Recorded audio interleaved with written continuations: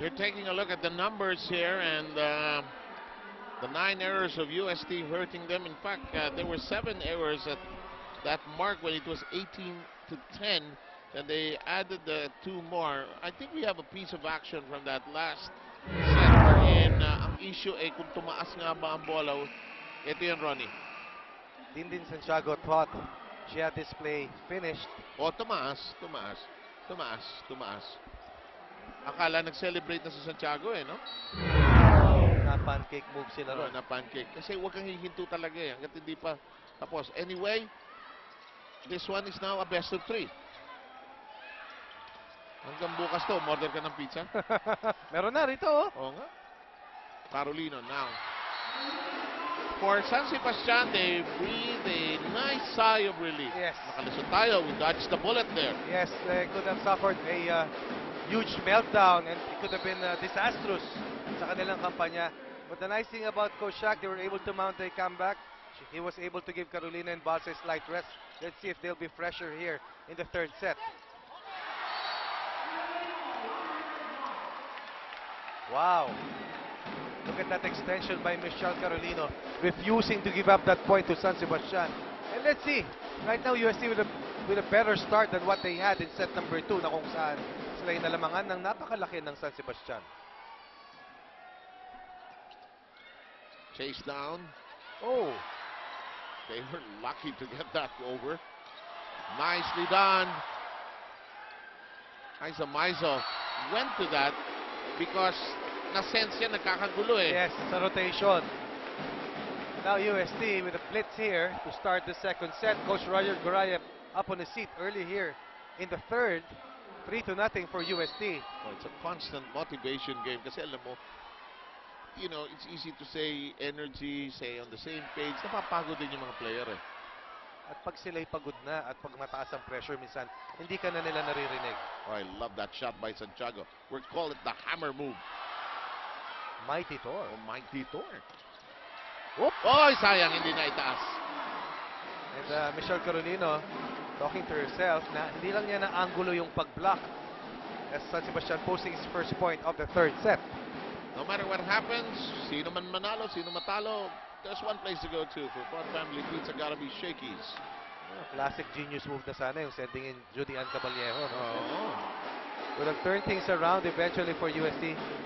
But San Sebastian through Belen, just applying another gear to finish off that set.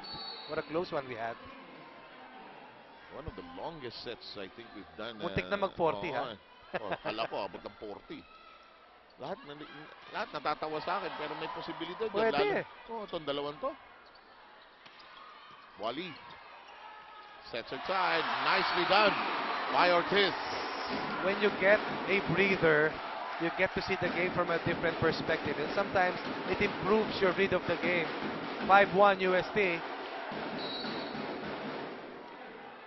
Backcourt Sports, of course, is a partner, a proud one that is, of the Shakey's V-League. Here we go into the air, Carolino.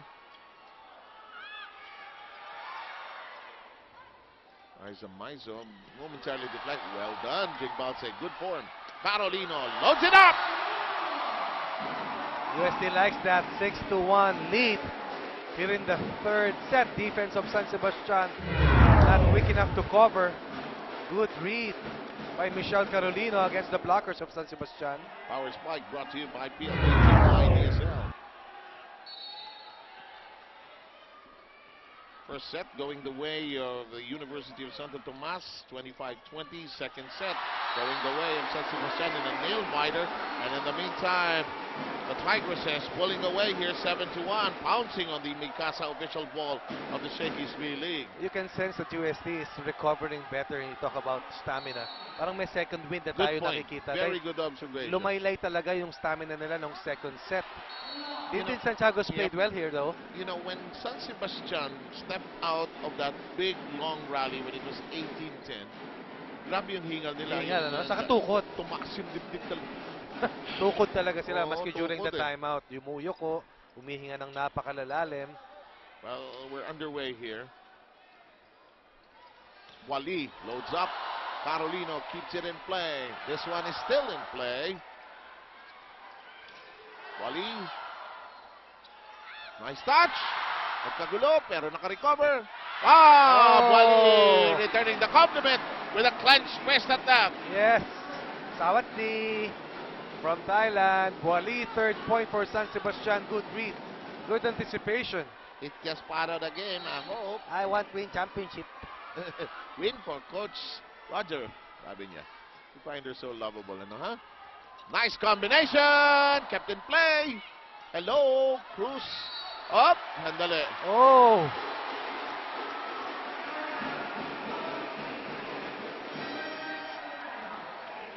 And we'll take a break for this technical timeout. It is 8-3.